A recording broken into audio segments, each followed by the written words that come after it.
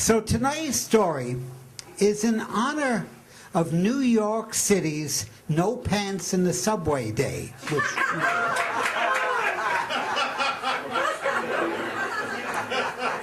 Embarrassment. I didn't do what I meant. I tried impressing you. Now I feel like doggy-doo. Embarrass. From the Anglo-Saxon bare ass. Or, as Chaucer wrote, and the priest found the young teacher bare-assed with the maid. Embarrassment. It's the Hound of Hell trying to rip off the seat of our pants. And that's not just a metaphor. 6 years old, Camp Narragansett. Late for flag raising, I ran out of my bunk wearing nothing but my Roy Rogers underoos. And as I put my hand over my heart and shouted, I pledge allegiance! Mine was the only voice not laughing. The Hound of Hell waited for 7 years before he returned to celebrate my puberty. I was in love with Jane, beautiful Jane. Every Saturday we'd get together and read Archie comic books and Tootsie Roll, Tootsie Pops. And in the movies, afterwards in the dark, my hand crept along the back of her seat. And oh God, she didn't push me away. Next time, second base, her shoulder. But it was not to be. Bob, next week my parents want you to come to dinner. Oh. A day arrived. It was rainy, ominous. I was ready.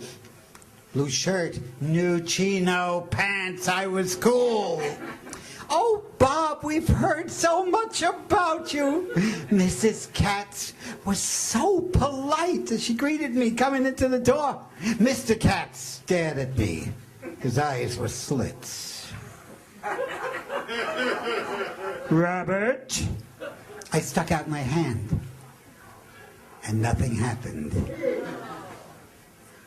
In the dining room, there was steak, mashed potatoes, little string beans with their tips cut off. Even their food was polite. I chatted about,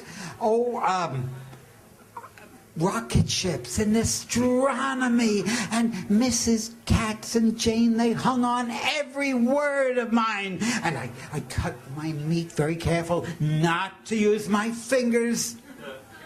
Mr. Katz leaned over. Robert, do you always stick your napkin in your shirt? I looked down. My napkin was tucked under my collar like a bib. That was not cool. I moved up to him and suddenly crash. My plate was upside down in my lap. And steak and mashed potatoes and little string beans with their tips cut off. They covered me right down to my shoes. Mrs. Katz jumped up. She grabbed a towel and started to try to flick the mess off my pants. Jane stared in horror at the red-faced Mr. Cool. Mr. Katz leaned over. Robert? Did your napkin catch much? As I ran out, the last thing I remember was the two women running after me with towels, and Mr. Katz happily scarfing down his mashed potatoes and smiling. Mortification. mortified. My face had been cherry-pied. My sophistication's on the floor. Mr. Cool is running out the door. Well, after that, I took on the Hound of Hell. I dared him. I took a job where what I did every day was public, joyous self-immolation. I became a storyteller.